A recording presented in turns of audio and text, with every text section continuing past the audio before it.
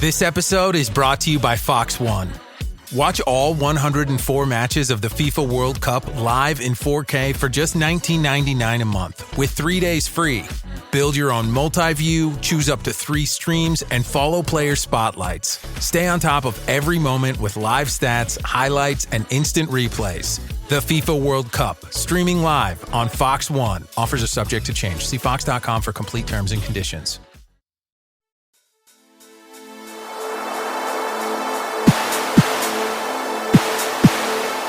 The History of the World podcast, written and presented by Chris Hasler.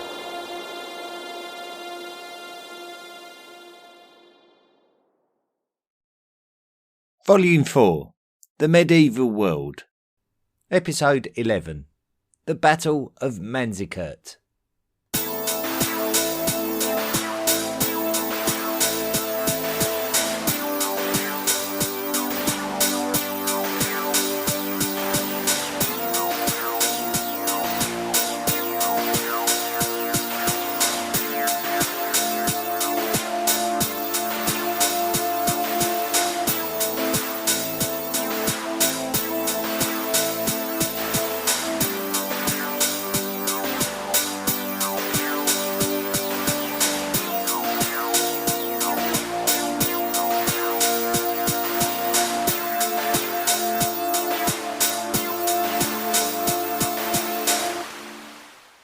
The location for the Battle of Manzikert is believed to be in or around the modern Turkish village of Manzikert, which is around 30 miles northeast of Lake Van, which is a lake which is not too far from Turkey's Iranian border, which is in the east of Turkey.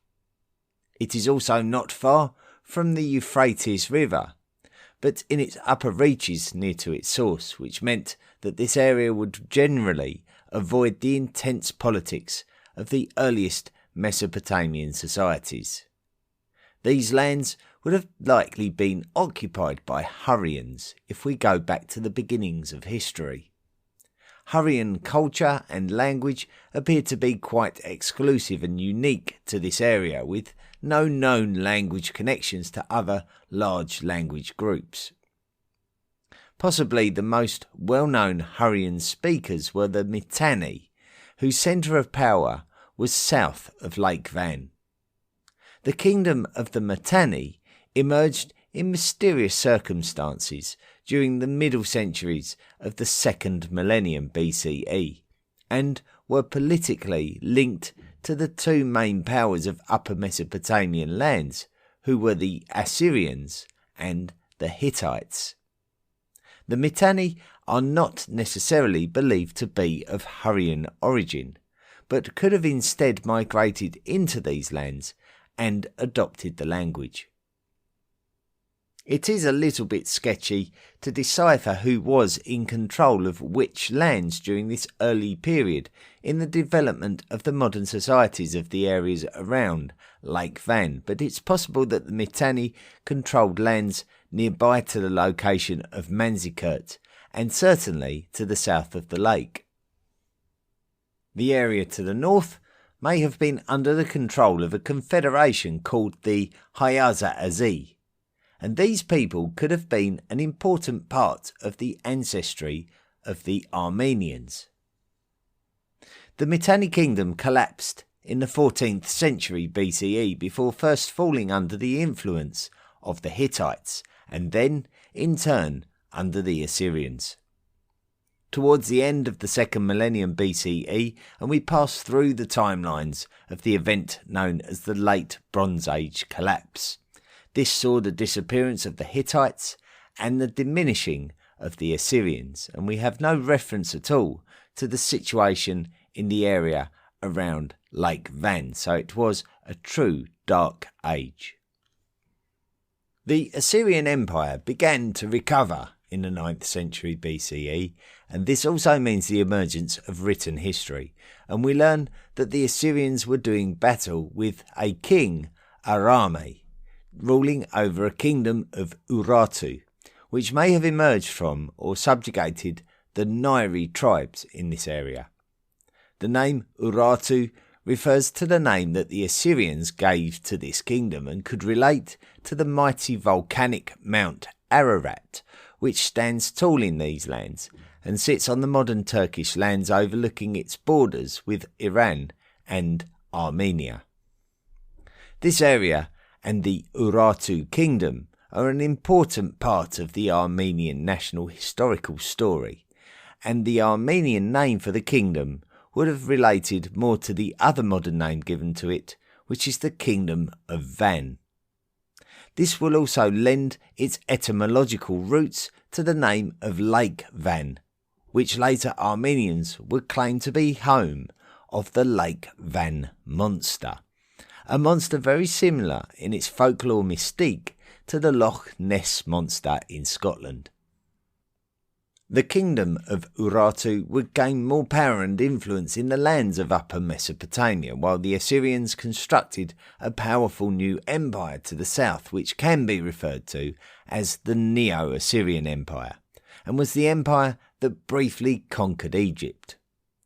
The Urartians would have their problems with the Cimmerian steppe nomads to their north, and the Neo-Assyrians who would subjugate them during the 8th century BCE. When the power of the Neo-Assyrians declined during the 7th century, the Urartians regained their full independence before eventually being consumed by the Median Empire, which had emerged in Iranian lands. The Median Empire was conquered by the Achaemenid Persians, and so the lands around Lake Van were very much now a part of the Persian Empire at the end of the 6th century BCE. It may have been before the Achaemenid conquest that the area around Lake Van was being governed as a satrapy by satraps belonging to the Orontid dynasty. This would be a satrapy of Armenia, and from here we can see the development of Armenian culture, tradition and identity. After Alexander the Great of Macedon conquered all of the lands of the Persians, including Armenia, in the 4th century BCE, the Armenians had built up enough independence to be able to wrestle itself away from the suzerainty of the successor states of the Diadochi of Alexander the Great. The Orontid dynasty would be deposed after allowing Armenia to become a vassal to the Seleucids, before the Artaxiads would restore the kingdom's independence under its own dynastic rule. Armenia would be sandwiched between two mighty new empires in the 1st century BCE, the Parthians to the east and the Roman Republic in the west, and as such would become subject to intense politics between the two. Armenia was a wealthy and influential realm, and if the Parthians or the Romans could influence or even subjugate Armenia, then it would be an important advantage to have against the rival classic world superpower.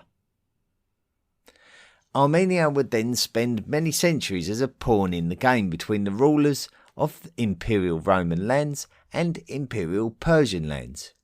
The Parthians replaced the Artaxiads with the Arsacids as the ruling dynasty during the 1st century, but Armenia remained a nation politically divided in its loyalties, and this would continue as the Parthians made way for the Sasanians, and the Romans separated into western and eastern entities.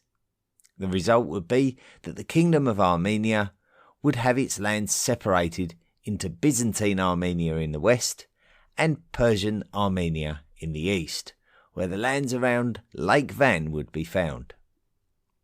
Sasanians would encourage Persian Armenia to culturally detach itself from Byzantine Armenia by trying to encourage its cultural development. Armenia had readily embraced Christianity very quickly during the 4th century, and the Sasanians would want to encourage a different direction back towards Zoroastrianism in order to distance Armenia from Constantinople. However, all this really did was inflame the Armenian national spirit, and the Persian Armenians happily nurtured its diplomatic relationship with the Byzantine Empire to suit itself, rather than completely bow down to the Sasanians. As tensions increased between the Byzantines and the Sasanians during the end of the 6th century and the beginning of the 7th century, Armenian lands would find themselves in the thick of a competition. The competition proved to be too much for both empires, whose exhaustion from battle with each other paved the way for a new Arab power from the south to carve its way through Upper Mesopotamian territory, and so the lands to the west of Lake Van would fall to the Arabs, ending the existence of Persian Armenia. Although the Arabs followed the new Islamic religion, the Armenian Christian Church continued to exist within the new Arab Emirate of Armenia, which was established within the Islamic Caliphate of the Middle East. However, the Armenian national spirit continued to exist, as well as Byzantine intention to influence Armenia, so tensions continued to exist in this area, which could still be considered as a borderland between cultures. The Emirate of Armenia fragmented in the 9th century, and the city of Manzikert came under the influence of a powerful Kassite dynasty, which maintained control until the 10th century, when the city would eventually fall under the control of the Bagratids.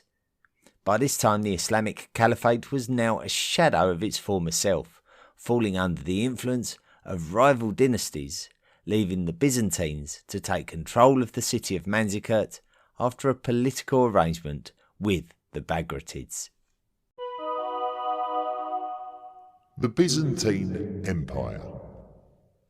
We have already learned much about the Byzantines during this series, so we really only need give a brief summary about them before moving forward. The centre of the Roman world was in the city of Rome on the Italian peninsula for many centuries, until the Roman emperors of the 3rd and 4th centuries eventually moved the administrative centre to the city of Constantinople in the lands of Thrace and on the European coast of the Bosphorus Strait. As Rome weakened, Constantinople continued to prosper, and the centre of Roman culture migrated eastwards as the Western Roman Empire, centred on the Italian peninsula, slipped into obscurity as Germanic peoples moved into the area and took control. The remnants of the empire was the Eastern Roman Empire, or the Byzantine Empire, named after Constantinople's traditional name, Byzantium. The Byzantines would fend off Roman traditional enemies such as the Persians and the Germanics until the emergence of the Arab Muslims, who would threaten many of the Byzantine overseas territories of the Mediterranean lands such as Africa, the Levant and Sicily. The Byzantine Empire would not be able to sustain its vast realm as powerful new nations came to the fore and pressurised the extremities of the empire. Inevitably, the Byzantine Empire would become a much more compact and localised nation, and Byzantine politics would adapt to the circumstances of the medieval age. Foreign enemies would attack Byzantine territory and often attempt to besiege Constantinople, but such was the defensibility of the city that all foreign sieges resulted in failure. The Byzantine Christian Church established its own identity which alienated it from Rome, and the Roman Catholic Church was influential over many of the emerging medieval nations of Europe, which left the Byzantines out in the cold a little when it came to gaining support against its enemies. Toward the end of the first millennium, a wave of new Turkic peoples from the eastern steppe lands began to filter into Eurasia, migrating westwards in tribal confederations. One of the more famous of these were the Bulgars, who migrated from the northern Caucasus, around the northern coast of the Black Sea to the lands around the mouth of the Danube River. They would establish their nation here on the borderlands of the Byzantine Empire, and very many instances of warfare between the Bulgars and the Byzantine Empire would ensue. The Seljuk Turks. Another branch of Turkic migration would be in the shape of the Oghuz Turks, who would establish an area of settlement in the lands between the Caspian and Aral Seas. Many Turkic clans and tribes from these migrations would serve as mercenaries for wealthy nations, enabling them to gather their own wealth. One such clan would migrate under the leadership of a man called Seljuk, who discovered and converted to Islam, and this would create a division between him and the Oghuz Turks. Seljuk and his descendants would expand their influence over their neighbours in order to create their own Sunni Islamic national identity, originally based around the area of Transoxania from the end of the 10th century going into the 11th century. Under Seljuk's grandson, Tugril Beg, the Seljuks would expand their influence and realm by taking control of large amounts of Ghaznavid territory after defeating them in battle at Dandanakan. These expansions would bring them to the upper Mesopotamian borderlands of the Byzantine Empire, where the Seljuk Turks would happily raid their lands. The heart of Islamic culture was now in the city of Baghdad, and represented by a dynasty called the Abbasids, and as such is referred to as the Abbasid Caliphate. The Abbasids were descendants from members of the family of the Prophet Muhammad, and were considered to be a holy or spiritual connection to the foundation of Islam. Although the Abbasids were no longer considered to be a military influence, if a nation could befriend them and bring them under their own influence, then it would be as if they would be operating with the blessing of God. So the Seljuks moved to take control of Baghdad and gain control of the Abbasid Caliphate, legitimising their position as the dominant Islamic power of the Middle East. Romanos IV. Since the glory days of Basil the Bulgar Slayer, who was the Byzantine Emperor Basil II, the Byzantine Empire entered a period of relative instability, and Romanos Diogenes, later to become Emperor Romanos IV, would witness the comings and goings of many different emperors in his younger years. Basil the Bulgar Slayer was an emperor from the Macedonian dynasty of rulers of the Byzantine Empire, and it would be one of his successors, Romanos III, who would be the emperor when our Romanos was born. His father was Constantine Diogenes, a high-standing Byzantine military general. Constantine was an important member of the army of Basil the Bulgar Slayer and took part in the Battle of Caledion in 1014. During our episode on the Battle of Caledion, we learned of the resolve of the military general called Theophylact Botaniatis, who, as the governor of the city of Thessalonica, defended it from being besieged by the Bulgarians before fighting alongside Basil and Constantine at the Battle of Caledion itself. After Botaniatis was killed in the subsequent Battle of Strumitsa, Constantine Diogenes would become the new governor of Thessalonica.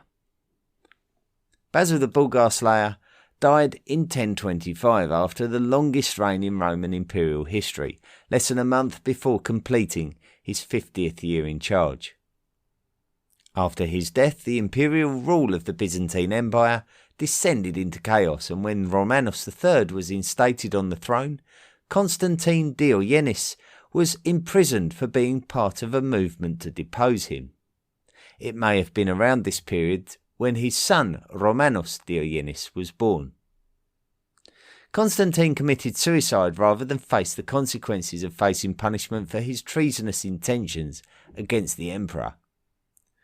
Romanos would grow up watching emperors come and go due to fierce competition. This unstable political situation allowed the Seljuk Turks to raid Byzantine territories. Despite the Diogenes family line originating in the area of Cappadocia in eastern Anatolia, Romanos would gain his military reputation in the Byzantine theme of Bulgaria, a country conquered in the aftermath of the Battle of Caledion. The first emperor of the Dukas dynasty of rulers of the Byzantine Empire was Constantine X, who took the throne in 1059. Constantine was not popular with everybody due to the fact that he was gaining a reputation for not spending enough on the military strength of the empire. So when he died in 1067, his widow, Eudokia Macrembolitissa, would be granted the rule of the empire as regent to their son, before she would marry Romanos Diogenes due to his military reputation. Romanos would rule the empire as Romanos IV. Romanos was a political prisoner before this marriage, and Eudokia would release him and marry him on the basis that he would protect her children. Romanos was a popular choice, but other members of the Ducas family, the family of the previous emperor and Eudokia's previous husband, would not be so happy. Romanos would want to deal with the issue of the Seljuk Turks being allowed to raid Byzantine lands too easily during the reign of Constantine X Ducas, and he would have to placate the Dukai in order to be able to do so. It would be no good to campaign if there was too much civil unrest. Romanos would befriend the Komnenoi, another aristocratic Byzantine family, in order to counterbalance the threat of the Dukai to his throne. When Romanos campaigned eastwards, he would find that his military forces stationed there had been neglected, and he would be forced to use mercenaries in order to strike back at the Seljuk Turks. What followed was somewhat of a tit-for-tat set of exchanges between the Byzantines and the Seljuk Turks, but at least the Byzantines were now retaliating. Alp Arslan. Alp Arslan was born as Muhammad bin Dawood Chagri and was the son of Dawood Chagri Bey and the great-grandson of Seljuk. Dawood Chagri Bey was more familiarly known as Chagri, the brother of Tugril Bey, the man who led the Seljuk Turks into Baghdad to take control of the Abbasid Caliphate and therefore become the dominant Islamic imperial dynasty of the Middle East.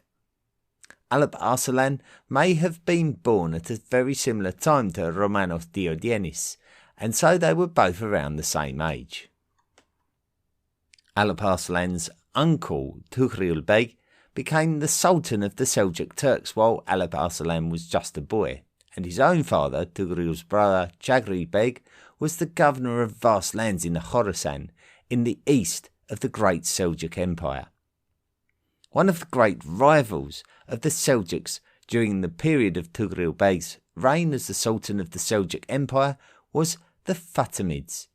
The Fatimids originated as a nation in North Africa and had gained control of the lucrative lands of Egypt and the Levant. Their observance of Shia Islam put them into ideological odds with the Seljuk Turks, who had embraced Sunni Islam, the natural opponent to Shiism. Tugril would campaign against the Fatimids in Syria, and he would take his nephew Alp Arslan with him. So this would give Alp Arslan incredible military experience.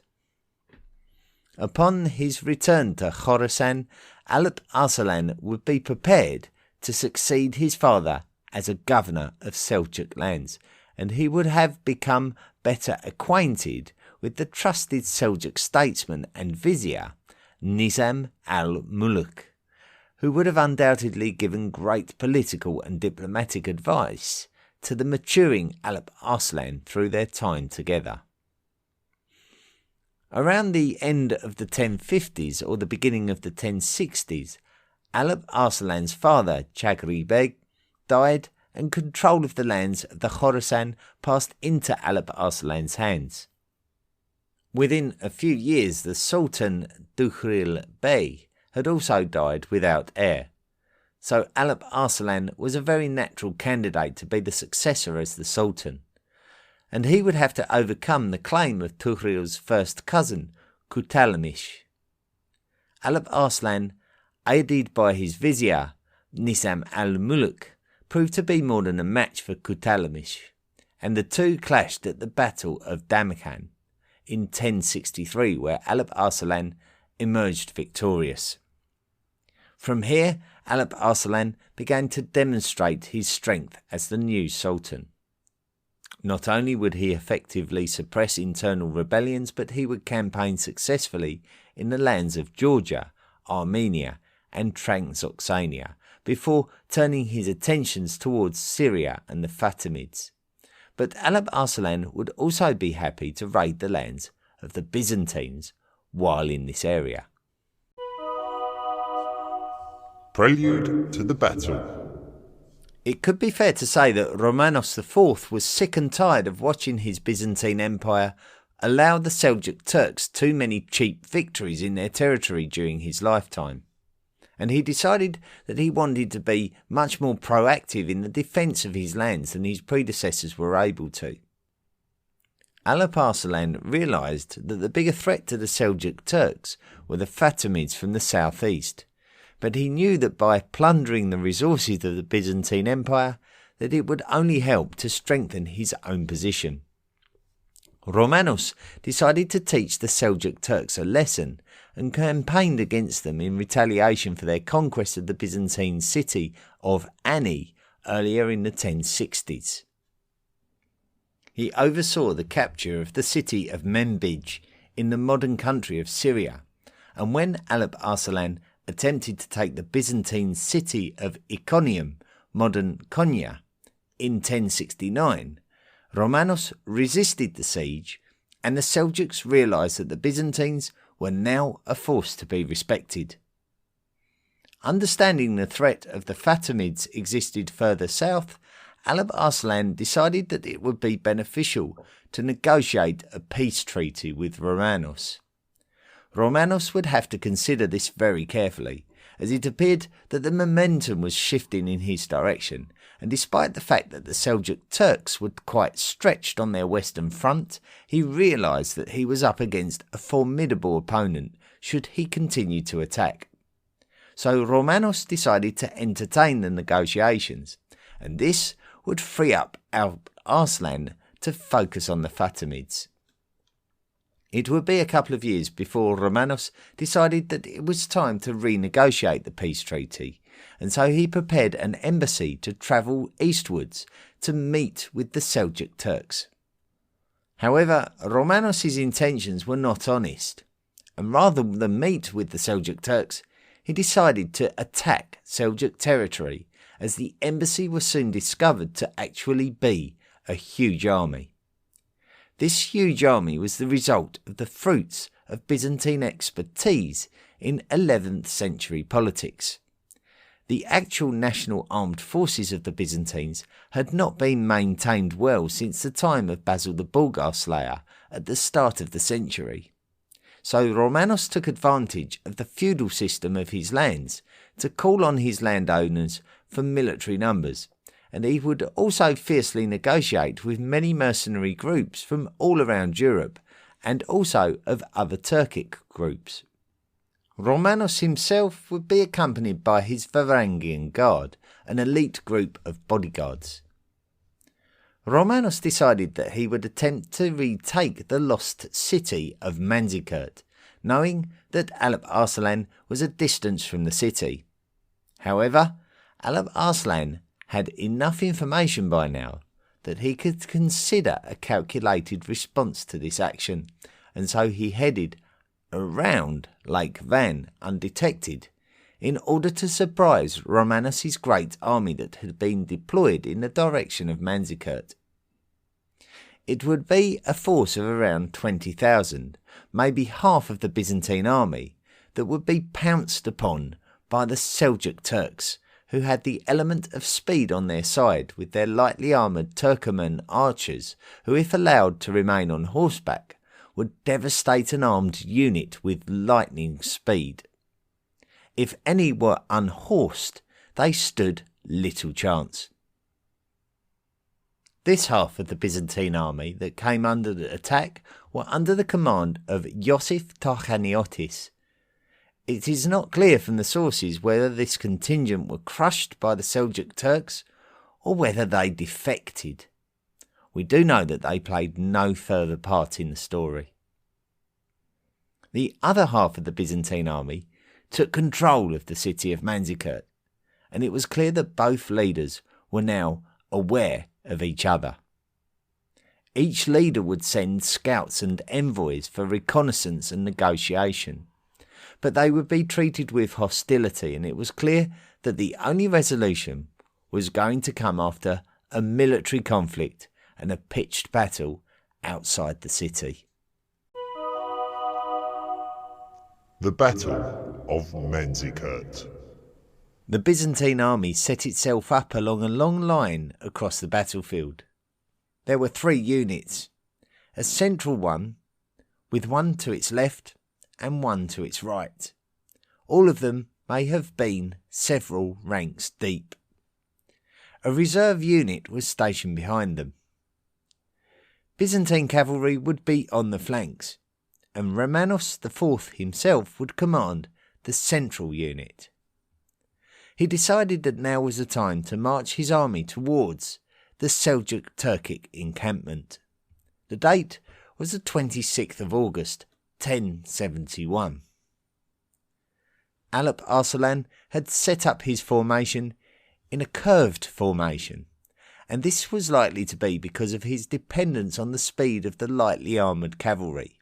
He realised that it would do him no favours to become engaged in a close quarters battle with the Byzantine army, who would have been heavily armoured lance and axe-wielding infantry. So the curvature of the formation was necessary to prevent them from being overwhelmed. While the Seljuk Turks continued to try to fend off the advancing Byzantine ranks, there was a sudden unleashing of hidden Turkic horsemen from behind the ridges and rocks of the landscape, and the Byzantines were pushed back by this surprise backup attack. If Romanos felt positive about ultimate victory despite the attempts of the Seljuk Turks to attack the Byzantine camp on the day before the battle, and despite the fact that Tarkaniotis had not returned with his many thousands of Byzantine soldiers, then the fact that the Byzantines had no way of knowing the exact numbers of the Seljuk Turks, both visible and hidden, must have been unnerving. Despite this, Romanos had not come to lose and remained determined to push on in a bid to get close to the Seljuk Turkic army, while weathering the raining arrows of the Turkic horsemen. Alp Arslan ordered his lines to pull back and maintain their distance from the Byzantine front lines. Romanos's troops attacked the Turkic encampment, while the Seljuk Turkic army backed up to higher ground. The Byzantines were getting the better of the battle, but a new factor that was often a major factor in historical battles was now going to come into play, as the sun set and darkness started to descend on the battlefield. Romanos made the decision to retreat for the day. The problem was that the retreat was badly organised, and Alp Arslan's army had not stood down despite being in a defensive position. The retreat was so chaotic that Alp Arslan saw an opportunity to capitalise late in the day. We cannot pinpoint exactly how and why the retreat was so chaotic, but there is a finger of suspicion that can be pointed in the direction of the commander of the Byzantine reserves who were behind the Byzantine front line. The commander was a man called Andronikos Doukas, a member of the Doukas dynasty, and possibly a man who harboured resentment of Romanos IV, since he was a non-Doukai that had married into the Byzantine royal family and threatened the power of the Doukas dynasty as a consequence. It is rumoured that Andronikos Doukas announced that Romanos had fallen, and this may have resulted in the reserves deserting the battlefield, and mercenaries defecting from the Byzantines as well. Alp Arslan ordered a hasty attack, shouting the takbir, Allahu Akbar, God is the greatest. And his army clashed with the Byzantine infantry, while the Turkic cavalry rapidly advanced down the flanks to try to encircle the fleeing Byzantine army, now in complete disarray. It was left to Romanos himself and his elite bodyguards, the Varangian Guard, to valiantly defend themselves on the darkening battlefield in a brave last stand that was seemingly futile. The Varangian Guard were slaughtered, and all that remained was the Byzantine Emperor Romanos IV, grounded from his horse, with his sword struck from his hand, and his body lethally wounded. The Seljuk Turks bound him in chains and left him in agony on the battlefield among his fallen army. This would be his bed for the night as darkness descended on the battlefield and the Byzantines.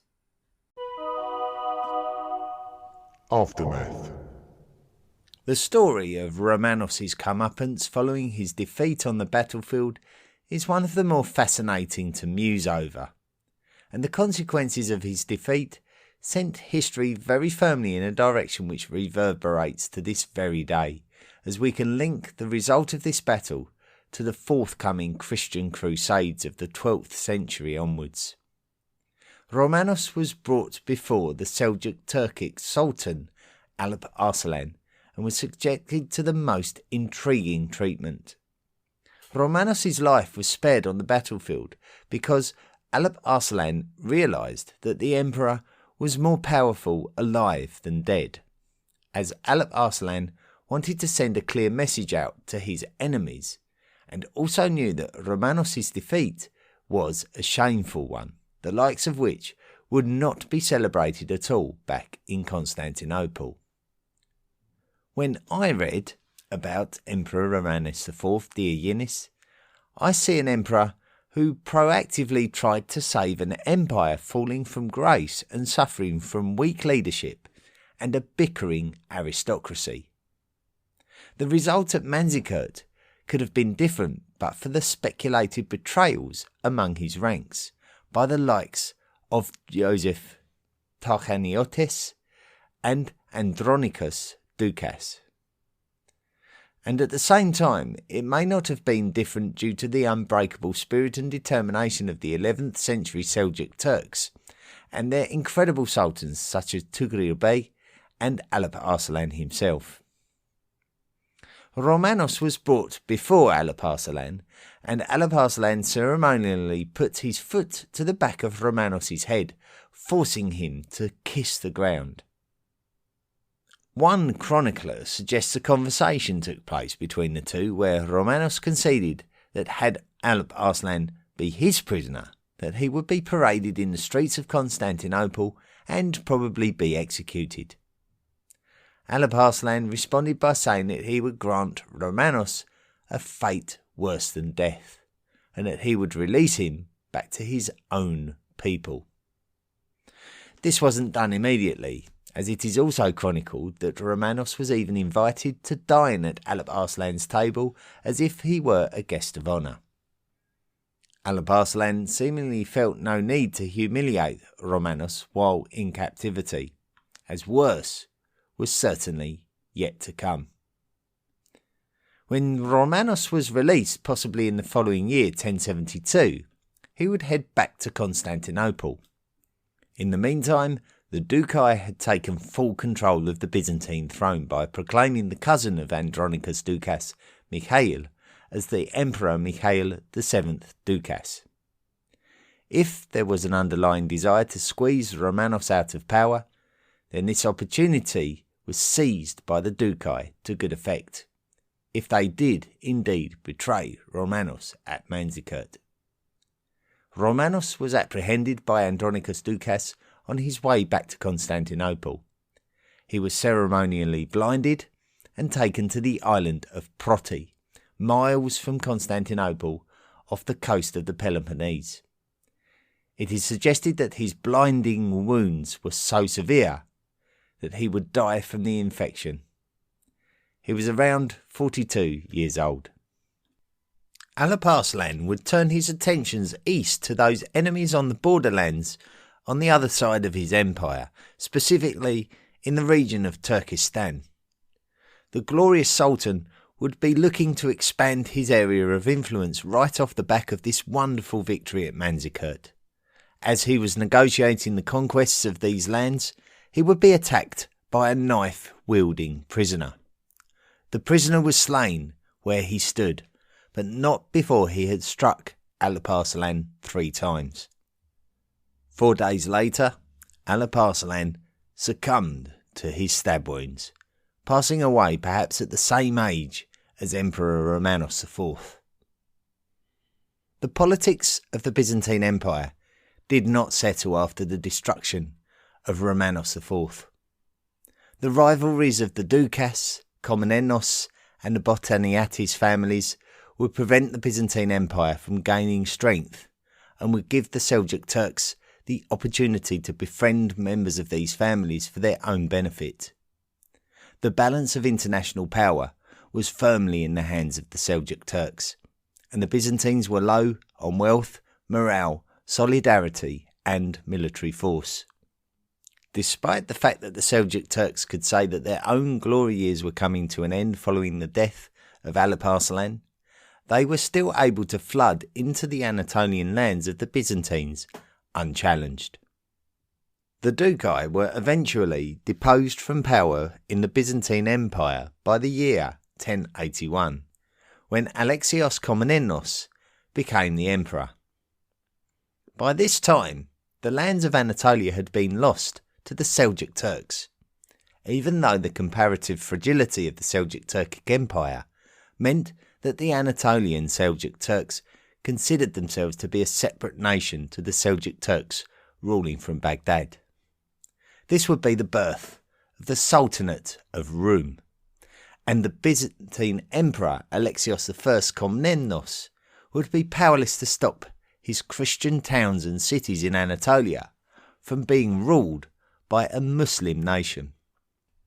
So desperate times called for desperate measures, and Alexios would swallow his pride and approach the patriarch of his biggest rival Christian church in Rome, that we know better as the Pope. This action would have major ramifications for the entire history of the world, as it would signal the beginnings of the Crusades, something still glorified to this very day in the ongoing rivalry between Christians and Muslims in the modern world.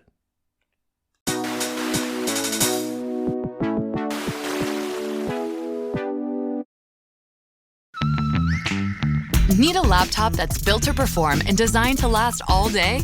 Select Windows 11 PCs starting at $499.99 are now at Best Buy. Learn more at bestbuy.com.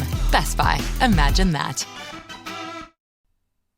Thank you for listening to this week's episode of the podcast regarding the Battle of Manzikert. We're in the midst of a series of 3 military episodes here, and with last week we discussed the exploits of Basil the Bulgar Slayer as he overcame the Bulgarians in the Cleidian Pass.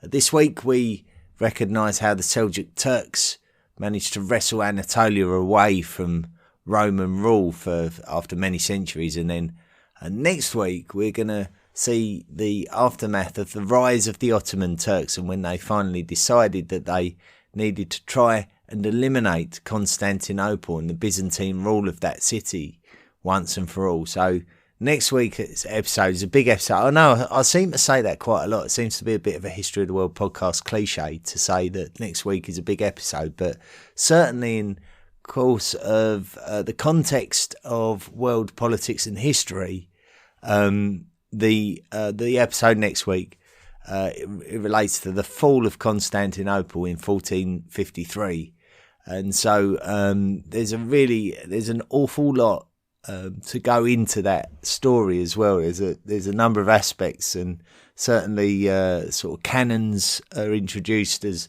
a major part of the story. And of course, there's a lot to do with there's also a lot to do with the way that the fall of Constantinople is perceived, and particularly the use of the word fall is actually quite intriguing. It's really possibly misworded, I would say. If we're going to talk about the fall, it's more not necessarily the city as opposed to the culture. So if you want to find out more, don't forget to listen to next week's episode. The Ancient World Cup. This week's World Cup group was Group J. And for those of you who are not fully aware of what's going on, we're playing the Ancient World Cup. It's a voting competition whereby all the listeners of the History of the World podcast are invited to vote for their favourite teams. And whoever they're voting for will advance to the next round. Now, we're looking at each group of 4 ancient cultures, societies, nations, and we can only vote for 2 of them to advance. So let's have a look at this group of 4. We had, in this group J, was the Seleucids, the Lydians, the Xiongnu, and the Parthians. And now we can announce the results of this week's group. In first place, the winners of the group with 41% of the vote are the Parthians. The Parthians who were in charge of the Persian lands before they were ultimately conquered by Persians themselves. So the Parthians of the lands of Bactria and Sogdiana, that area of the world, have won the group, and they're going through to the knockout stages. In second place, with 28% of the vote, were the Seleucids, who interestingly were the peoples who the Parthians actually deposed as the rulers of the Persian land. So 2 Persian ruling cultures, not fundamentally Persians themselves, but certainly ruling over Persian lands, and they're the 2 that have advanced. So this week we lose with 22% only the Xiongnu, who I was hoping might go through, but they've been knocked out unfortunately, and the Lydians, who only received 9% of the vote. So we lose the Xiongnu and the Lydians, and that concludes Group J. The knockout stages, of course, will be later in the year, but we still have some work to do to clear up the remaining groups in the competition. We've only got 6 left now. We've done 10 of them, and we've got 6 left. This week will be Group K. So let's find out who is in Group K. Firstly, we've got the Harappans, otherwise known as the Indus Valley Civilization. So a synonymous name, but a little bit easier for the purposes of this competition just to call them the Harappans.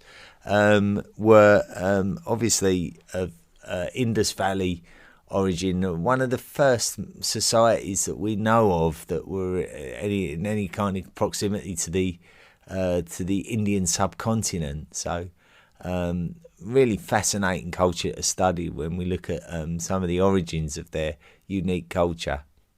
Then we've got the Chabin of Peru, who were one of the first sort of cultures that we know any sort of significant detail about, I would suggest, the Chabin of Peru. So we've really gone a little bit more exotic than our usual locations here. The Chabin, of course, those hallucinogenic societies, very spiritual societies of Peru.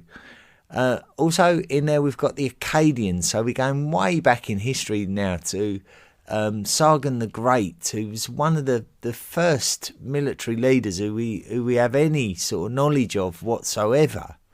So we look at the Akkadians, whose culture and language really took control of Sumeria and the lands of Lower Mesopotamia. And then the final team of the group were the Ptolemaic Egyptians, who were rather interestingly, much like the Seleucids, they were an aftermath of Alexander the Great's major conquests of the Middle East and lands beyond. The Ptolemaic Egyptians were the aftermath of that, and their regime ended with the death of Queen Cleopatra, who we all know about. So it's a really interesting group this week, really quite a diverse group. Group K, the Harappans, the Chabin, the Akkadians and the Ptolemaic Egyptians. I'll be interested to see how the votes go for that one. So look on social media platforms, Facebook, Twitter and the Tapper Talk discussion forum. You can find all of those pages in the interact section of the History of the World podcast powerhouse.com website. Illuminati question time. What is Illuminati question time? Well, it's not something that we have introduced this week. We have done it before. Basically, it's a part of the show which is open to members of the History of the World podcast, the Illuminati. And so what is that exactly? Well, it's a special club that's been created for anyone who makes financial contributions to the History of the World podcast. And that can be done by going to the historyoftheworldpodcast.com website, clicking on the patron link and signing up to make monthly contributions. And when you make monthly contributions, you become a member of the History of the World podcast Illuminati. And you can qualify for associated rewards, such as having a question answered during a podcast episode, which is something that we're going to do this week. Now, new members of the History of the World podcast Illuminati, people who we would like to recognise and say thank you to, are Philip Hand, Amber Olsen, James L. Carrier, Emmanuel Giri, and Matthew Hagan. So thank you to all of you. You're now lifelong members of the History of the World podcast Illuminati, and I will make sure that your contributions are used wisely. So thank you very much. The man who has qualified to have a question answered is someone who we introduced to the History of the World podcast Illuminati some time ago. And that's David Hannon, who has written in and said, "Hi Chris, I've been racking my brains to try and think of a question to ask you, and as it turns out, I think I actually have two." It's a bit greedy, isn't it? Two, but never mind. I'll ask you just one question for now, but if you would allow me the luxury of a second further down the road, then I'd be most grateful. Well, I'll have a think about that. So here goes. It is often thought that the development of the Greek alphabet, which is the precursor to our Western modern alphabets today, and one of the real turning points in the recording of written history, is dated at around 800 BCE. The fact that this alphabet was invented led to the ability of a far larger portion of the population than had previously been possible to communicate complex ideas and stories through the written medium and not just the oral medium. And that meant reading as a whole was not just restricted to the rich upper classes, and that knowledge was able to be retained for posterity to a far more effective extent. It is around this time of 800 BCE that Homer is thought to have written the Iliad and the Odyssey. However, as Homer was a lyricist, and as such his work, or trade if you prefer, was similar to that of a bard who communicated through song and poetry rather than prose, it is highly unlikely that he himself would have written down on paper, or papyrus for that matter, either the Iliad or the Odyssey, but would simply have been the one to have performed them by heart through memory. There is little doubt that as a bard he was obviously extremely talented, as although the stories he was telling were centuries old by 800 BCE, and he was almost certainly wasn't the only person travelling the land and telling them, his way of performing them was obviously so captivating that it led to his versions being the ones that have reached us in this present day. It is often said that the Iliad, Odyssey and the Bible are the two most influential texts in Western society, due mainly to the fact that the stories contained within are a mixture of historical fact and fantastic fiction, which in both cases lead to them being used as the guidebooks of pagan polytheism in Greece and Rome, as is the case for Homer, and monotheistic Jewish and Christian beliefs, as is the case for the Old and New Testaments of the Bible. It can also be said that whatever your religious beliefs, they both share the common factor of being excellent, engrossing and fascinating stories. This leads me finally to my question. Do you give credence to the possibility that the development of the Greek alphabet was a direct response to someone's desire to record and be able to accurately retell the timeless and fantastical poems of Homer? Or even more controversially, that Homer himself was the creator of the Greek alphabet, and instead of being the one who performed these great works, he was merely the one who wrote down and preserved these stories, which would later become the foundation and creation story for later generations of Greeks, such as Alexander the Great, Pericles, et al. Food for thought. Regards, David Hannon. This is a very interesting written email, David, and I have different perspectives, and there's a number of things that we can speculate about, and I can't be too dismissive of some of the things that you've put in this email, but I tried to take a much wider view, really, and we can't really say that we have to remember that ancient Greece was not the beginnings of modern society. It stretches back way before that to the societies of Mesopotamia, for the societies of the Levant, and the societies of Egypt as well, that were thriving long before any kind of European proliferation of academia or the such likes. Even just if we look at the Babylonians and their ability to master great sort of academic subjects, as was the Egyptians. Certainly the Phoenicians were the trade masters of the Mediterranean long before the Greeks came along, and so we have to always remember that Greek innovations are just part of the way down the line. They're not the beginnings of things. Certainly writing and writing is dates back to Mesopotamia with the cuneiform script, the cuneiform script as it's sometimes referred to, and also the hieroglyphs of ancient Egypt. But also we see the emergence of what we might refer to as an alphabet before the Greeks.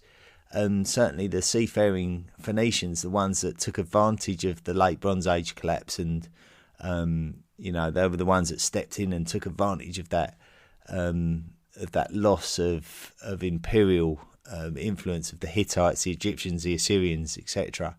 The Phoenicians were the ones that capitalised on that, and their trade, their requirements for records of trade would have needed them to have an easy way to script transactions, and therefore that's why I believe that alphabets were successful in Phoenicia, and in turn the Phoenicians would have certainly visited the lands of the Greeks, and the Greeks would have benefited from their transactions with the Phoenicians. And as such, I think the Greek alphabet was created in a response to trade, to Mediterranean trade, and was absolutely nothing to do with recording poetry or stories. So that's really my opinion of that, and it is just an opinion. I also don't really believe that there would have been a lot of literacy in the Greek-speaking world at all.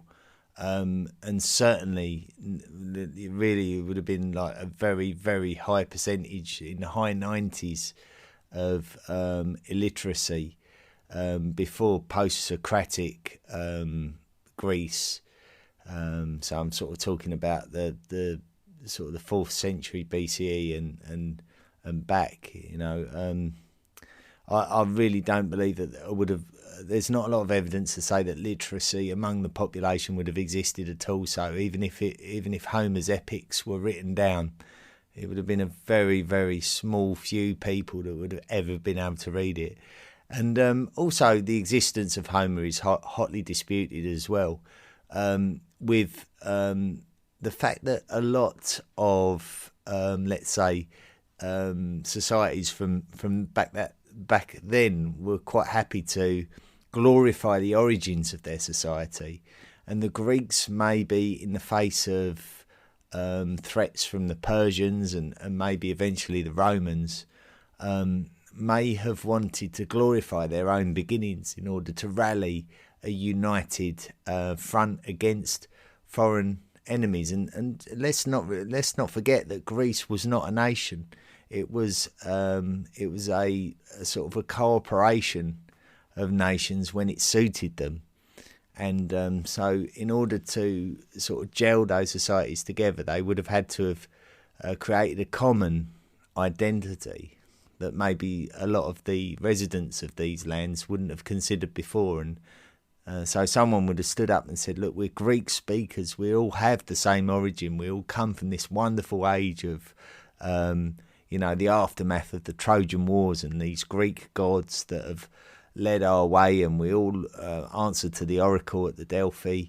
And, here are the stories and of our origin, and Homer was the one who wrote them down. Now, whether Homer existed or not, or whether he was a later creation of someone trying to create a lasting legacy of Greek identity, we don't know. But David, I love the fact that you've made me think about Homer in a way that I've never thought about him before, and certainly I think these are the wonderful possibilities of when we all read the same stories of history and we all come to our own individual conclusions. When two people get together and talk about their own individual conclusions, there are rarely discussions that are more fascinating than that, and it's an absolute pleasure to discuss and even listen to discussions among people who have differing viewpoints, and just to see whether there can be a common agreement anywhere between them. And to think that Homer was this highly popular bard going around reciting these memorised pieces of poetry about the past, about the Trojan Wars and that kind of thing, I just find that quite interesting to ponder on. So thank you so much, David, for actually just even painting that picture in my mind. I've really enjoyed sort of thinking on that, and certainly a way that I've never thought about Homer before. I've questioned whether he's real or not, and now I'm thinking about him as a real person going around Greek lands and telling these wonderful stories in such an entertaining way. So great question, David. I hope I've sort of given you my perspective on it, and I know it's a bit of a dramatic shift from what you wrote, but certainly when you have an opinion, it's hard to get away from it. So I think it's fair to discuss mine, and if anyone else has any kind of opinion on that subject, we'd love to hear from you. Just even if you strike it up on the Tapper Talk discussion forum, I think that's a wonderful place where people can come together and share their ideas, and sometimes we're a little bit shy to share our ideas for fear of being ridiculed or belittled, and certainly that's not the kind of community I want to promote. I'd love to sort of hear everyone's wonderful perspectives, and the imagination of the human mind can be celebrated in a place like that. So, but thank you, David. Thank you for writing in, and I hope you enjoyed the answer to your question. Listener messages and reviews. It's been quite a long episode this week, so I'll quickly crack out some listener messages and reviews. Let's see what Phil Hand has said. He's put, yo, Chris History Dazzler Hasler. Big fan, I'm up to Volume 2, Episode 18. Always listen and love your outros. Your effort to engage and acknowledge the community you have created is fantastic, and also what led me to this email. Straight to the point, I've always wanted to give your podcast a 5-star review, but I don't use Apple Podcasts. I use Spotify. I assume in your top 3 of all platforms. Certainly is. Spotify and Apple podcasts are definitely the top 2 platforms. Well, I just found you that now I just found out that now we finally can. I think that's what was supposed to be written now. So it basically is Philip is saying he's found out a way that Spotify listeners can review the podcast. It's a great opportunity to let your users know if it's new, get a head start on the algorithm. Personally, I'm chuffed I can finally show my appreciation, even if only in this small way. I'm sure others will feel the same. Lastly, for me, I'd love to know if you get any kind of user stats from your analytics, like Top Binger. I'd squeeze in a blissful 3 odd hours a day since discovering Hot World. You are the man, Philip Hand. Well, very enthusiastic and colourful email that, Philip. Thank you very much indeed. And of course, we recognise you now as a new member of the History of the World podcast Illuminati also. I logged into the Spotify app on my PC, and I couldn't find a way of rating it. But then also I logged in on my phone, and I found that there is a little star there, and you can press it, and we've got 4.9 stars out of 5, which is wonderful, and I never even realised it existed. So, Philip, thank you so much for educating me. Very useful that, and maybe those of you who do listen on Spotify, now you can actually find it on your phone. There is a way to rate the podcast. Philip also went on to say, he sent me another email, he just say, random idea, how about you do a competition each year for the fans to create the next season podcast album art? Most votes win. By a last episode, bet you get some good engagement and cool art for free. You're probably right, Phil, but I think the one thing that I do face the most criticism of when I go from one season to another is, of course, the music. And this Volume 4's music has not been that popular, I've got to be honest. So I maybe need to sort of commission someone to make some good music for Volume 5. So that might be the right competition to start. But anyway, Philip, thank you so much for writing in. Jim Carrier has written in and put, Dear Chris, my search for a good history podcast to keep me company during my daily workouts ended this past summer when I discovered the History of the World podcast series on Spotify. Wow, what a journey so far. Your ambitious project is obviously a labour of love. You tell the stories of mankind in the most understandable and engaging manner, while faithfully paying homage to different schools of historical thought. In fact, whenever clouds of doubt cast shadows over historical facts, you encourage listeners to make up their own minds. This both honours the listener with due respect and teaches the value of historical perspective. History of the World content is obviously painstakingly put together and well researched. I find it to be of consistent, rich quality across all volumes and episodes. You do a fine job synthesising current historical thinking, even when written source materials must be quite scarce, and we must be leaning heavily on scant archaeological and anthropological evidence. I know this involves a lot of hard work. Then you manage to convey your considerable research to listeners in a highly digestible, story-like fashion, something even harder to do. Only the very best professors and writers of popular history can do this, and you do it admirably. I have always loved history, though I am now retired. Long ago, I was college trained to teach history. In fact, I did teach it for a few years, both at high school and college level, before changing careers. In as much as I appreciate your podcast content, I would rather cite your approach to listeners, mostly loyal fans of history, as being your exemplary practice. Aspiring history teachers at any level would do well to pay heed to your contagious enthusiasm, your routine solicitation of contrarian points of view, your constructive acceptance of criticism, and your humour. You take listeners along your wonderful journey with your friendly voice, making it feel very personal, conversational and fun. I hope my newborn grandson someday has a teacher with such joy for history. I told myself that when I finally caught up to your present day podcast, I would break down and buy you a book. Well, sir, you have earned that book. I look forward to contributing more to your project in the days ahead. Thank you. Jim, that is an incredible complimentary email. I'm really quite blown away by how articulately put your respect for the project is, and I think when I receive messages like that, it's a great motivator for me. It really makes me feel like I'm doing something worthwhile. So, Jim, thank you so much. And I hear this stated a lot, labour of love.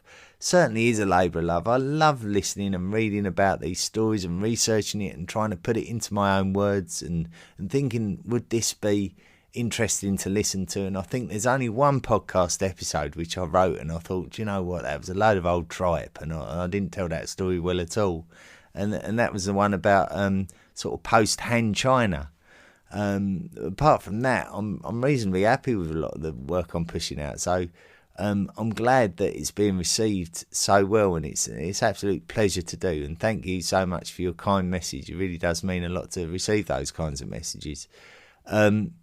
Now, Eric Young, a great friend of the podcast, has requested that we write an episode on medieval weaponry, and he's earned that pleasure by contributing towards the podcast and earning the right to commission his own episode, which you can do by signing up to be a patron and joining the History of the World podcast Illuminati. So we're going to be making an episode about medieval weaponry sometime later in the year. And it's an excellent subject and something that, certainly we're getting insights of with these Byzantine battle episodes. And certainly next week as well, it's going to be, we're going to have to discuss somewhat the weaponry used during the siege of Constantinople. So, Eric, a fantastic suggestion. Thank you. Really look forward to writing that episode when the time comes around to do so. And I think that might be it. If I haven't read your email, I apologise, but I think that covers it all. Now let's just quickly wipe up some reviews before we sign off. So very, very quickly then, the Apple Podcast ones I've got from Mapache77777 from the United States of America has put 300. You know how they say the book was way better than the movie? The same can be said about Chris. He's a real page-turner. Bravo. One Max R from the United States of America has put, great podcast. I love this podcast. Extremely informative and one of the best history podcasts out there. Do yourself a favour and subscribe. And then finally we've got Georgia R15 from Great Britain. Brilliant. So interesting. Everything is so well explained. It's detailed and goes into great depth while still being easy to understand. Excellent presenter.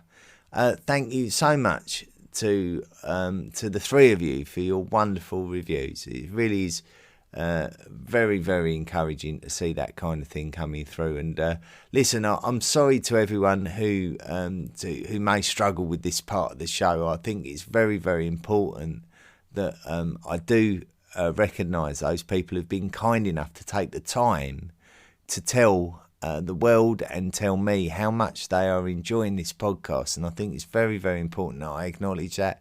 And I leave it to the end of the shows simply so that if you don't want to listen to it, you can just sort of turn off and move on to the next episode. So you don't have to listen to the whole thing. You're not going to miss out. But certainly if you do like to hear a little bit more at the end of the episode, sometimes this can be good fun and a good sort of... it can be a good debrief to the episode itself. So, but I know it's been a long one this week, and thank you so much for everyone who has listened. And can't wait for next week. Next week's going to be great. The siege of Constantinople, the final conflict between the Byzantines and the Ottomans. Really exciting stuff. A real great story. Can't wait to tell that one. So until next week, have a great week, everyone, and be good. Adobe Firefly is the all-in-one creative studio with AI-powered image and video editing for today's creative process. Built for creators of every kind, Firefly helps you generate, edit, and experiment fast. Because the asks aren't getting smaller, the budgets aren't getting bigger, and the timelines, oh yeah, still tight. With all the best creative AI models in one place, Firefly brings your ideas to life. Unlock a better way to make with Adobe Firefly.